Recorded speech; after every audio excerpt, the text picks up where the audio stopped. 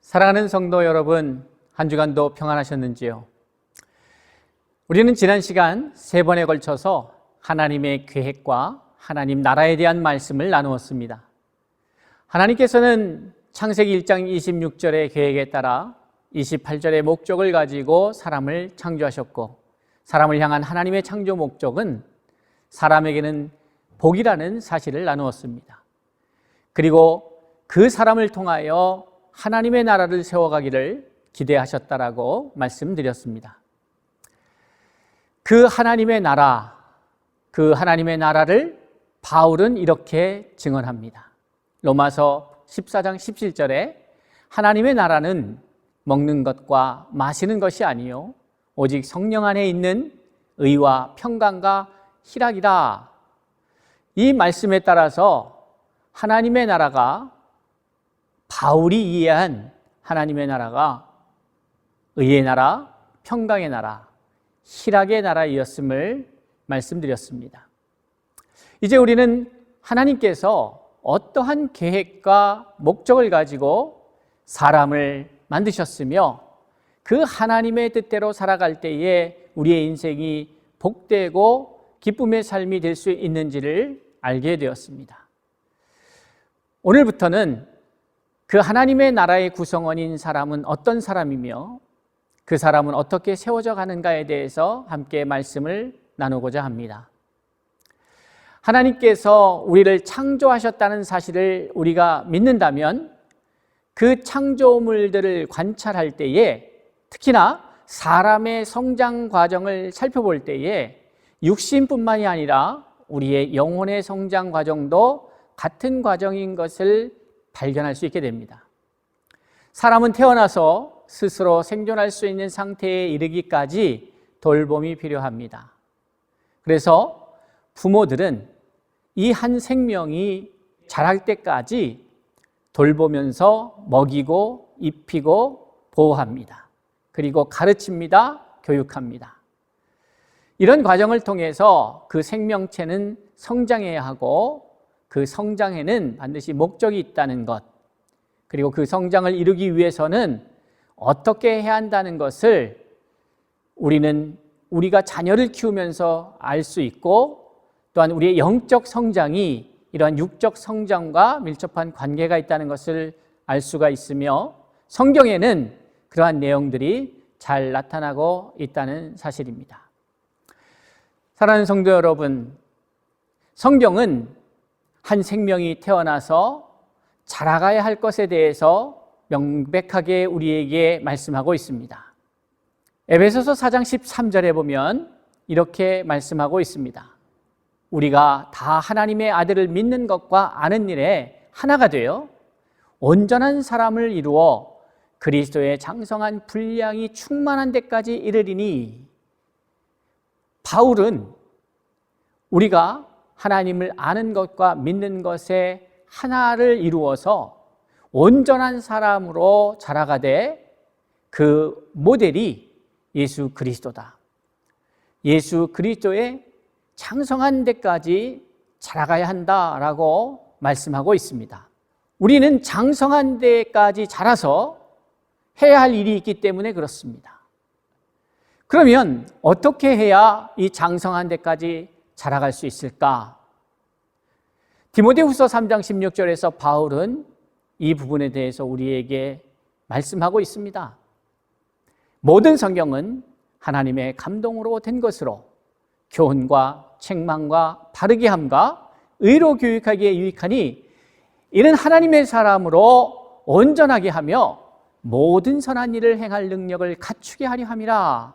이렇게 말씀하고 있습니다. 앞에서 언급한 하나님의 말씀에 보면 매우 중요한 단어들이 비슷한 의미로 사용되고 있는데, 바로 온전한 사람, 장성한 사람, 이러한 단어들이 나오고 있다는 사실입니다. 자, 그러면 성경은 분명하게 한 생명이 태어나서 돌봄 속에서 자라가서 장성한 분량에까지, 장성한 사람에까지, 온전한 사람에까지 자라가야 한다라고 말씀하고 있습니다. 그럼 어떻게 해야 자라갈 수 있을까? 오늘부터 함께 나누게 될 이 마태복음 5장, 6장, 7장에 나오는 산상수훈 말씀 중에 특별히 5장 1절로 12절에 나오는 우리가 흔히 말씀하는 팔복의 말씀을 가지고 은혜를 나눌 터인데요. 이 과정은 우리가 어떻게 하나님의 사람으로, 장성한 믿음의 사람으로, 온전한 하나님의 사람으로, 하나님의 모든 선한 일을 행할 능력을 갖춘 사람으로 자라갈 수 있는지 그 성장의 단계를 우리에게 제시해 주고 있다는 것입니다. 이 마태복음을 읽을 때에 우리가 주목해야 될 것은, 이 마태복음은 바로 예수 그리스도의 삶을 통하여 하나님이 꿈꾸시는 하나님의 나라에 적합한 하나님의 사람은 어떠한 사람인지를 말씀하고 있다는 사실입니다. 그것이 예수 그리스도를 통하여 우리에게 제시되고 있다는 사실이지요. 그래서 예수님께서는 마태복음 3장에서도 4장에서도 당신은 불필요한 과정이었으나 우리를 위하여 필요한, 반드시 필요한 과정인 그 과정들을 친히 삶으로 살아내고 계십니다. 특별히 마태복음 3장에는 예수께서 침례, 세례를 받으시는 장면이 나옵니다. 그런데 이 장면은 사실 예수님에게는 불필요한 장면입니다. 그러나 예수님께서 어떻게 나에게 침례를 받으러, 세례를 받으러 나오십니까? 라고 묻는 세례 요한을 향하여 이것이 하나님의 덕을 이루는 것이다 라고 말씀합니다. 그래서 그가 세례를 받을 때에 물세례와 성령 세례를 동시에 받게 됩니다. 그 동시에 받게 된 물세례와 성령 세례를 통하여 하늘에서 소리가 있어 이는 내 사랑하는 아들이여 기뻐하는 자라 라는 말씀이 이 세상에 주어지게 됩니다. 그렇습니다. 예수께서 친히 삶을 통하여 우리에게 보여주셨듯이 우리는 물과 성령으로 거듭나야 하나님의 자녀가 되는 것입니다. 이 물세례와 성령 세례를 통하여 하늘로부터 인침이 있어야 하는 것이죠. 사랑하는 성도 여러분, 우리가 나는 하나님의 사람이다, 나는 예수의 사람이다 아무리 주장하고 이야기한다고 해서 그렇게 되는 것이 아닙니다. 내가 물과 성령으로 거듭난 이후에 하늘에서 나를 이는 내 사랑하는 자고 내 기뻐하는 자고 내 자녀라, 아들이라, 딸이라 하늘이 인정을 해야, 하나님이 인정을 해야 된다는 사실입니다. 그것을 우린 예수 그리스도의 삶을 통하여 확인하게 됩니다. 이렇게 거듭나고 하늘로부터 이는 내 자녀라고 인정을 받은 사람의 삶은 어떠해야 하는지를 이제 마태복음 4장에서 보여주고 계시는 것이죠. 그런데 이런 하나님의 사람이 어떠한 과정을 가지고 되어 가느냐를 살펴볼 때에 매우 중요한 것은 하나님께서 우리를 만들었다는 사실입니다. 하나님이 우리를 창조하시면서 우리를 향해 갖고 계신 계획이 있다는 것이죠. 하나님께서 그 목적과 계획을 따라 우리를 창조하셨는데 우리가 태어나면서 어린아이로 태어나고 이 어린아이가 부모의 돌봄 속에서 자라가는 그 과정을 보면 우리의 영적 성장과 밀접한 관계가 있다고 제가 앞서 말씀을 드렸습니다. 그것을 자세히 들여다보면 마태복음 4장 4절에 이런 말씀이 기록되어 있습니다. 예수께서 대답하여 이르시되 기록되었을 때 사람이 떡으로만 살 것이 아니요 하나님의 입으로부터 나오는 모든 말씀으로 살 것이라 하였느니라. 이 질문은, 이 대답은 사탄이 예수에게 배고파서 시장하여서 40일의 금식 기도를 마치고 나온 바로 그때에 예수를 향해 던진 첫 번째 유혹이었습니다. 질문이었습니다. 이 돌들을 만들어서 떡을 만들어서 먹어라.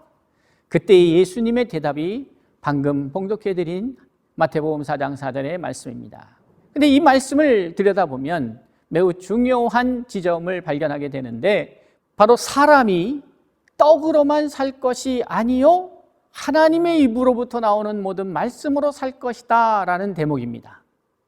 사람이 떡으로만 살 것이 아니라는 것은 떡이 불필요하다는 얘기가 아니지요. 떡도 필요하고 하나님의 말씀도 필요하다는 말이죠. 그 얘기를 우리가 자세히 이해하려면 바로 고린도전서 15장으로 가야 합니다. 고린도전서 15장 44절의 말씀에 보면 육의 몸으로 심고 신령한 몸으로 다시 살아나나니 육의 몸이 있은즉 또 영의 몸도 있느니라. 여기서 육의 몸이 있고 영의 몸이 있다라고 말씀하십니다. 바울은 자신의 안에 두 몸이 있는데 육의 몸이 있고 영의 몸이 있다는 사실을 깨닫습니다. 이 말씀을 받아서 마태복음 4장 4절의 말씀을 이해한다면 사람은 떡으로 살아야 될 몸이 있고 하나님의 말씀으로 살아야 할 몸이 있다라는 것이에요. 그런데 우리가 잘 알아야 될 것은 육의 몸은 기한이 있다는 거예요. 사람의 수명은 기한이 있다는 거예요. 영의 몸이 살아야 육의 몸이 회복되고 영혼육이 회복되어야 영생으로 들어갈 수 있는데 이 영의 몸은 어떻게 해서 살아나느냐? 바로 하나님의 말씀을 받을 때에 살아납니다. 인간의 생명의 시작이 하나님이 생기를 불어넣음으로 시작되었다는 부분을 이해해야 합니다. 이 생기가 뭘까요? 우리는 그저 어떤 보이지 않는 공기가 넣어진 것처럼 생각할 수도 있습니다. 그러나 그런 것이 아니죠. 결국 이 생기는 말씀입니다. 하나님의 말씀, 왜 이 말씀이 생기일까를 보려면 우리가 고린도 전서에 나타난 말씀 15장 45절에 기록된 바 첫사람 아담은 생명이 되었다 함과 같이 마지막 아담은 살려주는 영이 되었다 이렇게 말씀하고 있습니다. 마지막 아담 되신 예수 그리스도가 살려주는 영이 되었다. 아담은 그저 생기를 받고 살아있는 존재가 되었다면 예수는 살려주는 영이 되었다는 것이죠. 살려주는 영이 무엇입니까? 그것은 바로 우리를 살아나게 하는 영인데 그 영이 그리스도의 영이다 이렇게 말하고 있습니다. 바울은 로마서에서 우리에게 증언합니다. 그리스도의 영이 없으면 그리스도의 사람이 아니라고. 다시 말해서 그리스도의 영, 살려주는 영이 있어야 우리가 살아날 수 있다는 것이에요. 근데 이 그리스도의 영은 그러면 어떻게 이 땅 가운데 왔는가예요. 요한복음 1장 이하에 보면 1절 이하에 보면 그리스도의 영이 그리스도가 어떻게 이 땅 가운데 오게 되었는지를 설명하는데 그 중심에 말씀이 있습니다. 말씀이 육신이 되어 우리 가운데 거하심에 은혜와 진리가 충만하였다라고 예수 그리스도를 우리에게 설명하고 있습니다. 우리를 살리는 것은 그리스도의 영이요. 그리스도의 영은 하나님 말씀입니다. 이 말씀이 우리 가운데 떨어질 때에 살아나는 것이죠. 그렇기 때문에 예수님께서 말씀하신 것과 같이 하나님의 말씀이 우리 가운데 떨어져야 우리의 영이 살아나게 되는 것이고 살아난 존재가 되는 것뿐만이 아니라 우리 또한 이 말씀을 간직한다면 우리 또한 그 살리는 영에 의해서 살아날 뿐만이 아니라 또한 누군가에게 살려주는 영으로서의 역할을 하게 되는데 이 과정이 바로 복음 증거의 과정인 것입니다. 자, 이제 이러한 하나님의 말씀이 우리를 살게 하고 우리가 살아나야 우리가 또한 생명을 필요로 하는 자들에게 생명으로 다가가서 그들을 살릴 텐데 그러면 어떠한 과정을 통해서 이 과정이 내가 살아날 뿐만이 아니라 나 또한 살려주는 사람으로 모든 선한 능력을 행할 사람으로 선한 일을 행할 능력을 갖춘 사람으로 자라가게 되는가? 팔복은 8가지 다른 종류의 복을 말하는 것이 아니라 바로 그러한 하나님의 사람으로 되어가는 8단계로 이해하는 것이 맞다고 생각됩니다. 그리고 오늘 저는 그 8개의 단계의 팔복의 말씀 중에 첫 번째 말씀인 심령이 가난한 자를 소개하고 있습니다. 제가 앞에서 서론을 길게 한 이유는 이러한 과정을 이해해야만 오늘의 말씀부터 심령이 가난한 자가 복이 있다는 이 말씀부터 시작되는 8단계의 말씀들이 더 이해될 수 있고, 그 과정을 통과할 때에 우리는 장성한 사람, 단단한 음식을 먹는 사람, 온전한 하나님의 사람으로 자라갈 수 있게 된다는 사실입니다. 이 팔복의 말씀은 잘 여러분이 아시는 바와 같이 예수께서 무리들이 오는 것을 보시고 산으로 오르사 앉으십니다. 그러니 제자들이 나아옵니다. 물론 이 장면을 보면 단순히 예수님께서 많은 사람들을 외면한 채 제자들만 가지고 이 이야기를 하는 것 같으나 7장의 마지막 부분을 가보면은 이 가르침을 무리가 듣고는 놀랐더라라고 하는 말씀이 나옵니다. 그 말씀을 보면 제자들이 나오고 또 많은 사람들이 또 거기까지 찾아와서 그 말씀을 들었다는 것이에요. 어쨌든 예수는 제자들이 다가오는 걸 보시고 제자들에게 하신 말씀입니다. 심령이 가난한 자가 복이 있다. 천국이 그들의 것이다. 그런데 이 천국이 그들의 것, 심령이 가난한 자의 것이다 라고 하는 이 말씀이 마지막에 8번째에도 나오죠. 그러니까 이것은 천국에 대한 이야기를 하면서 그 천국의 백성으로서 천국을 완성하고 천국의 중심에 서야 할 그 하나님의 마음으로 가득 채워진 백성으로서 한 사람이 세워져 가는데 어떠한 모습을 가져야만 하는가, 또 그리고 그 사람들로 인하여 구성될 이 나라가 하나님의 나라임을 우리에게 말씀하고 있다는 사실, 그 첫 번째로 우리는 이제 심령이 가난한 자에 대한 이야기를 나누고 있습니다. 심령이 가난하다는 것, 저는 이 말씀을 이렇게 이해합니다. 어떠한 종교는 우리의 마음을 비워야 한다라고 말합니다. 그런데 여러분, 우리는 인정해야 합니다. 그리고 한번 해보십시오. 우리의 마음이 비워지는가? 무엇을 비우면 또 다른 무엇이 채워집니다. 그러니 비우는 게 목적이 아니고 비움을 통한 채움으로 나가야 함을 우리가 알아야 된다는 것입니다. 우리는 비워야 합니다. 죄인의 마음을 비워야 합니다. 어두운 마음을 비워야 합니다. 그런데 비워도 다시 내 마음 가운데서 솟아나는 것이 그 죄인의 마음입니다. 이 죄의 마음을 비울 수 있는 유일한 길은 의의 마음으로 채우는 것입니다. 하나님의 말씀으로 채우는 것입니다. 하나님의 말씀으로 채우기 위해서는 비워야 합니다. 또한 내 자신 스스로가 이 비움을 인식하고 비워가려고 하나님 앞에 몸부림치며 비우지 아니하면 채울 수 없고 채우지 아니하면 내가 살 수 없다는 사실을 인정하고 하나님의 나라에서 그 주인으로 살아가기 위해서는 비워야 하고 비운 후에 채워야 하는데 무엇을 비워야 할지 무엇을 채워야 할지를 알아야 합니다. 우리의 죄된 마음을 비우고 의의 말씀으로 채워야 하는데 하나님의 빛이 비추어져야, 의의 말씀이 내게 다가와야 내 기존에 있었던 죄의 마음을 비울 수 있는 능력이 생기게 됩니다. 여러분, 이것은 시작입니다. 그러니까 하나님의 사람으로 자라가는 1단계의 시작은 비우고 채우는 것입니다. 채우는 것이 답인데 채우기 위해서는 반드시 비워야 하는데 이 단계가 시작되기 위해서 심령이 비워져야 한다. 가난한 자가 되어야 된다는 의미는요, 심령이 비워져야 된다는 거예요. 그러한 자의 결과, 그렇게 시작된 자가 자라가면 결국 하나님 나라의 주인이 된다는 것입니다. 사랑하는 성도 여러분, 여러분은 지금 무엇으로 여러분의 생각과 마음으로 가득 채워져 있습니까?